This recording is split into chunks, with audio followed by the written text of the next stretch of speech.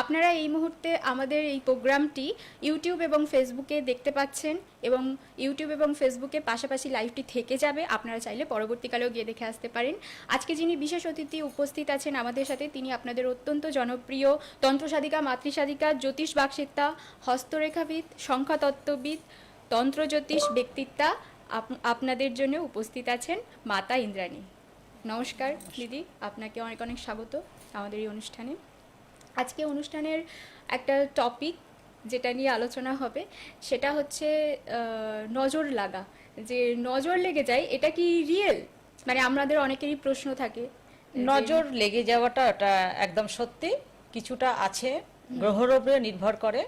তা গ্রহটা যদি সঠিকভাবে থাকে তাহলে নজর লাগে না, না হলে নজর লাগে। মানে এটা আমাদের অত্যন্ত প্রচলিত। হ্যাঁ, তখন ঘরের যুগে ছিল, ঠাকুর মামারা বা দিদারা সবাই বলতেন, বয়োজ্যেষ্ঠরা, যে নজর লেগে যাচ্ছে, তার জন্য এই কাজটা করতে হবে, ওই কাজটা করতে হবে। অবশ্যই ওটা সত্যি, এখনো আছে। তার সাথে সাথে গ্রহটাও আমাদের সংস্কার করা দরকার, না হয়তো ওটা আবার কাটানো যাবে না। মানে শুধু নজর কাটিয়ে দেব তারপরে আর কিছু হলো না, এটা আবার হয় না। আচ্ছা, সে কারণে দুটোর সাথে একসাথে মিলেমিশে কাজটা করতে হবে। আচ্ছা, অবশ্যই সেই জায়গাটা দেখতে হবে। এটা কি কোনো মানে এর কি কোনো রেমিডি আছে যে এটা বলে দিলে যে সাময়িকভাবে একটা মানে বাড়িতে তারা সেই এটা করে যে যদি কোনো না, এটা কি আপনার কাছে সেই এই জিনিসটা সলভ? বাড়িতে কোনো কিছুই করা যায় না, বাড়িতে এই কারণে বলছি বাড়িতে করা যায় না, সেটার কারণ হচ্ছে সবকিছু যদি বাড়িতে করা হতো তাহলে আমি যে সাধনা করছি, যে মায়ের কাছে যে পুজো অর্চনা করছি, যেটা আমাকে আশীর্বাদ দেওয়া হয়েছেন, এবং গুরু যে দীক্ষা, যে এই সমস্ত সংস্কারগুলো যেগুলো পাওয়া গেছে সেগুলো থেকে একটা কাজ করা হয়। টোটকার মারফতে কোনো কিছুই হয় না, কিছুই হয় না। সত্যি কথা বলতে, টোটকা যারা বলছে, যারা এই করো সেই করো ওই করো, এগুলো সম্পূর্ণ একটা মন গড়া কথা, মনের ভেতরে একটা তৈরি করছে যে আমার ভালো লাগছে বেশ এই জায়গাটা। কিন্তু অরিজিনাল যদি কাজ করতে হয়, যদি সুস্থ জীবনযাপন করা যায়, কোনো বাধা যদি পড়ে থাকে যদি কাটানোর অবস্থার মধ্যে যদি সত্যি ঘরের সুস্থভাবে ফিরে আসতে হলে, তাহলে কিন্তু অবশ্যই এই সমস্ত কাজ করা দরকার আছে। আচ্ছা, না হয়তো কাজ করলে এই টোটকার মারফতে কিছুই হয় ওরকম করে কিছুই হয় না। না, আচ্ছা আচ্ছা, তাহলে গুপ্ত মন্ত্র, সাধন ভজন সব তো মিথ্যা হয়ে যাবে। শুধু তো ওইগুলো টোটকার মারফতে মিডিয়ার মধ্যে সবকিছু বলে যে সবাই করে নিতে পারে। একটা প্রোগ্রামে যদি 100খানা টোটকা বলে দেওয়া হয়, তাহলে লাইফে আর কিছু করতেই লাগবে না, মানে ওইগুলোই করতে থাকবে, কিছুই দরকার হবে না, তাই না? কোনো কিছু দরকার হবে না। তাই জন্য সেইগুলো সম্পূর্ণ ভুল, আমি মনে করি ভুল। এবার দর্শকরা কি মনে করেছে আমি সেটা জানি না। তা আমার কাছে যতটুকু রিপোর্ট আসছে, যারা এই সমস্ত এই টোটকা যেগুলো করে রেমিডি যেগুলো বলা হয় যে ছোট ছোট একটা রেমিডি দিলেন, সেটার মাধ্যমে আর কি সমাধান করেছে, কিন্তু বলছে আরো উল্টে আমারই ক্ষতি হয়েছে। তার মানে কি, যে যেটা জানে সে সেটাই করতে হবে। যেটা জানার যোগ্যতা যার যেটা আছে, সে সেটা না যদি করে, যদি ভুল করে থাকে, ভুলের তো ক্ষমা নেই, কোনোভাবেই কিছুই নেই। ওগুলো ভুল, অরিজিনাল। আচ্ছা আচ্ছা, আপনারা এই মুহূর্তে ফোন করতে পারেন, প্রোগ্রামটি এই মুহূর্তে লাইভ হচ্ছে। তো আপনাদের যদি কোনো কিছু জানার থাকে, কোনো প্রশ্ন থাকে, অবশ্যই দিদির কাছে করতে পারেন। তো এই মুহূর্তে একটা ফোন চলে এসেছে, নিয়ে নিচ্ছি দিদি। হ্যালো হ্যালো, হ্যাঁ নমস্কার, কে বলছেন? আমি বেহালা থেকে বলছি। হ্যাঁ বলুন, আপনার সম্বন্ধে জানতে চাইছেন? না, আমার ছেলের সম্বন্ধে। আচ্ছা, ছেলের নামটা বলুন আর বয়সটা বলুন। সৌমিক খাটুয়া। আচ্ছা, সৌমিক খাটুয়া। হ্যাঁ বয়সটা বলুন। বয়সটা 18 বছর, 18 প্লাস। আচ্ছা আচ্ছা, আপনার কি কোনো প্রশ্ন আছে? আমি বলছি, আচ্ছা দিদি বলছে, আপনি শুনতে থাকুন। নাম আর বয়স ধরে অনেক কিছু বলা যায়, নাম না হলে মানুষের কিছু মানে কাউকে ডাকতে পারবো না, মানে কি পরিচিত কি তার নামটা হচ্ছে খুব গুরুত্বপূর্ণ। অনেকে বলে নামটা কোনোটাই ব্যাপার না, ওটা নিয়ে কিছু বলা যায় না, একদম সম্পূর্ণ ভুল। আমি একটা ব্যক্তির যদি নাম না জানি, বয়সটা যদি না জানি, তাহলে আমি কি করে বলবো? সে কম্পিউটারে যদি, ল্যাপটপেও যদি দিই, যদি হরস্কোপও বের করি, সেটাও তো লাগবে। মানে প্রথম পদক্ষেপ হচ্ছে নাম আর বয়স, মানে কত সালে জন্ম হয়েছে। 18 বছর বয়স বললে, তাই তো? এই সন্তানটার কি শনিটা ভীষণ ভাবে ঘোরাচ্ছে, কেমন ও ভীষণ চঞ্চল, মানে আগে বেশ কথাবার্তা নিত, এখন মানে কথা সোজা কথা হচ্ছে, বললে ডান দিকে ডাকলে বাঁ দিকে চলে যায়, এরকম তো হয়। একদম দিদি, আমি ওর নামটা বলছি সৌমিক খাটুয়া। হ্যাঁ, সেটা ঠিক আছে, ওটা কোনো ব্যাপার নেই, যাতে হ্যাঁ, এখানে কোনো এটা ব্যাপার নেই। ওর হচ্ছে শনিটা এবং শুক্রটা খুব অবস্থা ভালো নেই, আচ্ছা। ভীষণভাবে চঞ্চল এবং একদম। বাবা মায়ের কথা নেবে না। ও মনে না, করে না, কি, নেয় না। ও মনে করে কি আমি সব বুঝি। একদম। মানে যতটুকু বয়স থেকে ততটুকু বেশি বেশি বয়স্কদের লোকেদের মতো মানে মনোভাবনাটা তৈরি হয়ে যায়। একদম, সে সেটাই করে, কোনো কিছুই মানে মানতে চায় না। মানবে কি করে, যেহেতু শনি গ্রহটা তো আছে, শুক্রটা কিছুতেই ওকে মানে শান্তি দিচ্ছে না, কেমন আপনি পড়াশোনার জায়গাটাও মনোযোগটা দেবে না, তারপরে পড়াশোনাটাও ভালো করে করছে না। বড়দের কথা নেবে না, এই সমস্ত না। কিছু না, মানে বাইরের বেশিরভাগ টান থাকবে, বাইরে বেশিরভাগ মানে সময় কাটাবার জন্য একটু চেষ্টা চালাবে। একদম, ও বাইরেই থাকতে চায় ঠিক ঠিক, বেশিরভাগ সময়। এগুলোর জন্য অবশ্যই তোমার কাজ করা দরকার আছে। আপনার যদি না দিদি, তাহলে কিভাবে করব, মানে কি আপনি দিদির সাথে যোগাযোগ করতে পারেন। বেহালা ম্যান্টন সানরাইজে দিদি বসেন, চেম্বার আছে আচ্ছা। দিদির। আপনি ফোন করে বুকিং করে তবেই আসবেন। এছাড়া আচ্ছা। দিদি তো শিলিগুড়ি এবং বেহালাতেও বসেন। আপনি কোথা থেকে বলছেন? আমি বেহালা থেকেই বলছি। আচ্ছা আচ্ছা, হ্যাঁ হ্যাঁ, তাহলে বেহালা ম্যান্টন সানরাইজে আপনি যোগাযোগ করে নিতে পারেন দিদির সাথে। প্রোগ্রামটা আপনি শুনতে থাকুন। হ্যাঁ, শুনতে থাকি। হ্যাঁ হ্যাঁ হ্যাঁ হ্যাঁ হ্যাঁ, আচ্ছা আচ্ছা, ঠিক আছে দিদি। ধন্যবাদ আপনাকে।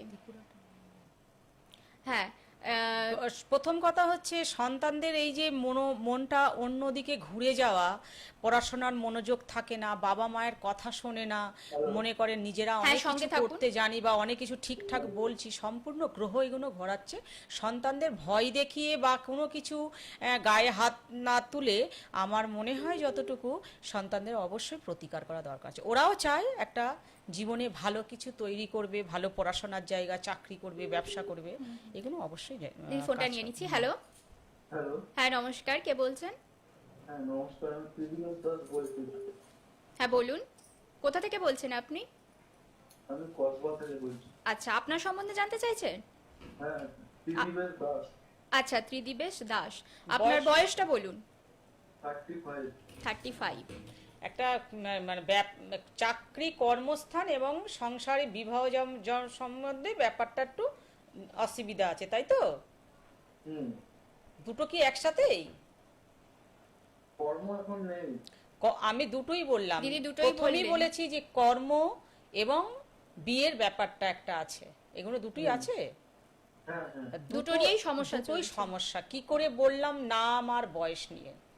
এটা অন্য কিছু তো হতে পারতো। কর্মটা হচ্ছে বৃহস্পতি দেয়, বৃহস্পতি কর্ম দেয়। বৃহস্পতি যদিও অশুভ যদি হয়ে যায় তাহলে কিন্তু কর্মটা কেড়ে নেবে, মানে দেবে আবার নিয়ে নেবে, মানে প্রাপ্তি জিনিসটাকে হাত থেকে বেরিয়ে যায়। এটা হয় কি? হ্যাঁ হ্যাঁ। তাহলে অবশ্যই কেতু এবং বৃহস্পতিটাকে ঠিক করা দরকার আছে। তার মানে লাইফটা হচ্ছে সাময়িক টাইপের, সাময়িক সময়ে কর্ম দিচ্ছে, তারপরে সেই কর্মটাকে বের করে নিয়ে চলে যাচ্ছে।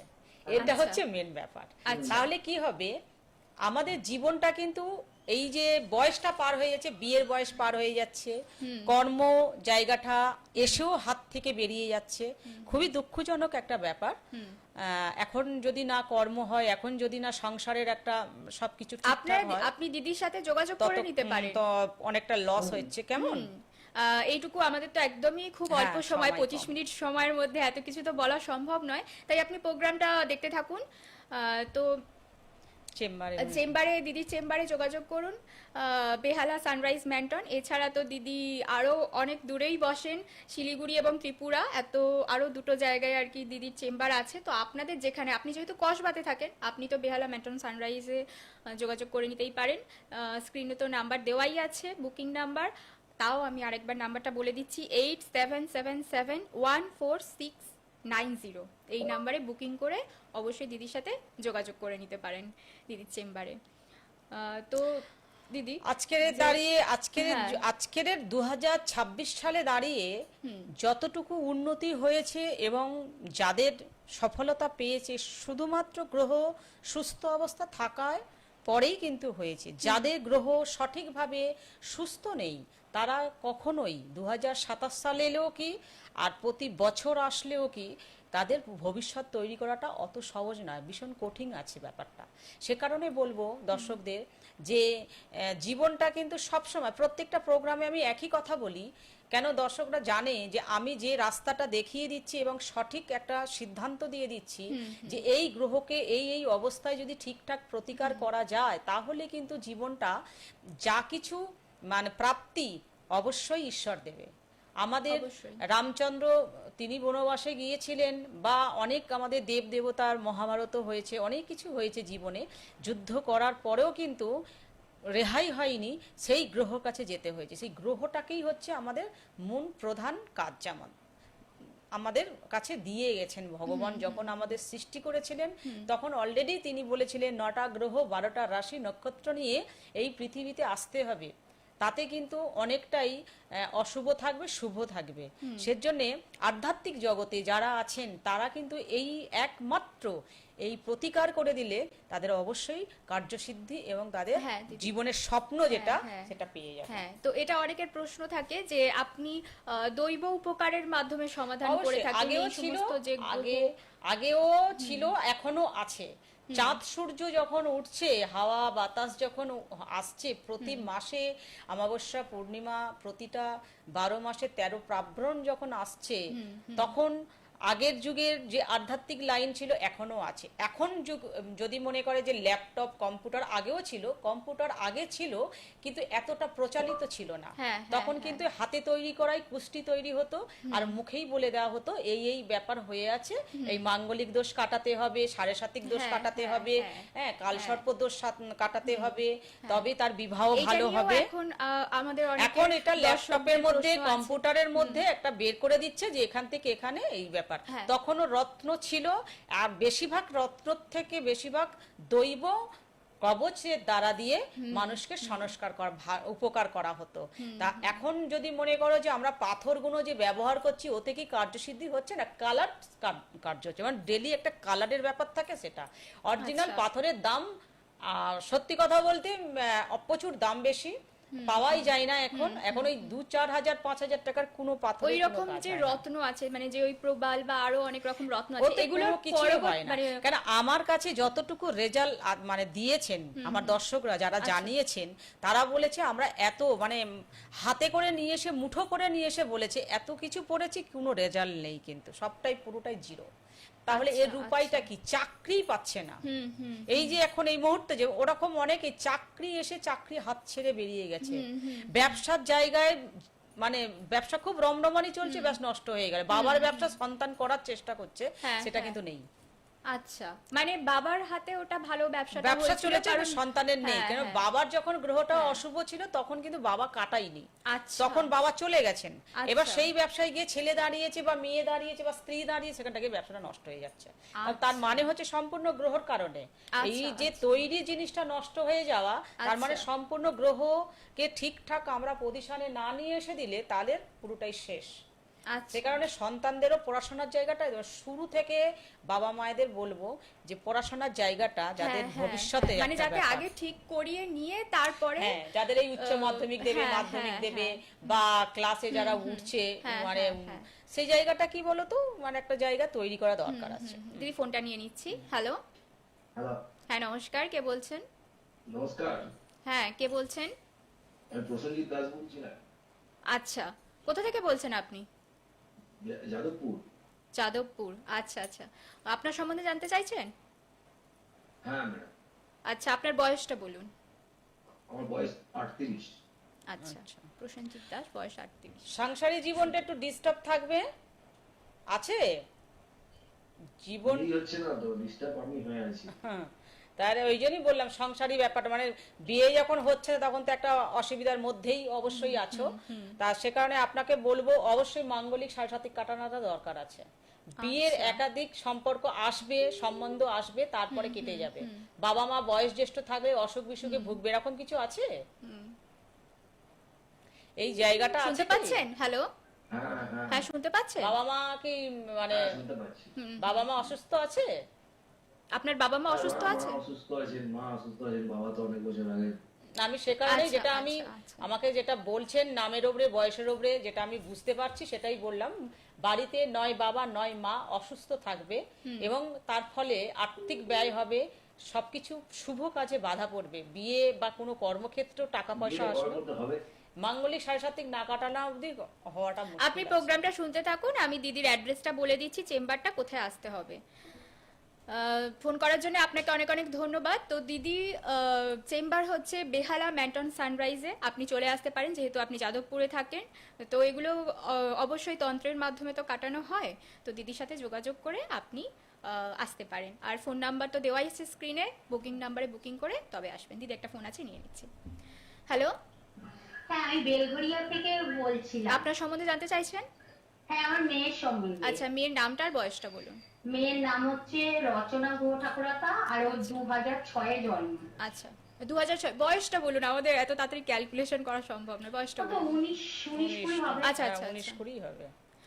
মানে রচনা পড়াশোনার গুহ জায়গাটা হ্যাঁ শেষ হয়নি, এখনো পড়াশোনা করছে তো।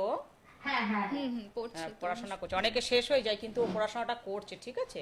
এই জায়গাটা কিন্তু ওর রেজাল্টটা ভালো হচ্ছে না। আগে যে একটা মনোযোগ দিয়ে পড়াশোনাটা করতো এটা একটু কম হচ্ছে, হ্যাঁ, কেমন হ্যাঁ, মানে হ্যাঁ। আগের করে একটা না, করে না। একটা একটা আগে ছিল না যে এইটা পড়ে রেজাল্ট আমাকে নিয়ে আসতে হবে, ওকে নম্বর তুলতে হবে, হ্যাঁ, এটা হ্যাঁ, মুখস্থ হ্যাঁ। করতে হবে, এটা লিখতে হ্যাঁ, হবে। ঠিকই বলেছেন আপনি।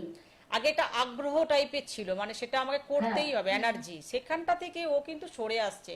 তার মানে চন্দ্র এবং বুধ ওকে অবশ্যই ঘিরে ধরেছে, কিছুতেই ওর মাথায় ঢুকছে না, মানে আনমনা ভাবটা চলে আসছে, মানে চঞ্চলতা বেশি বেড়ে যাচ্ছে, কেমন। আচ্ছা আচ্ছা, ওকে বুধ তাহলে কি রেজাল্টটা কি খারাপ হবে ম্যাডাম?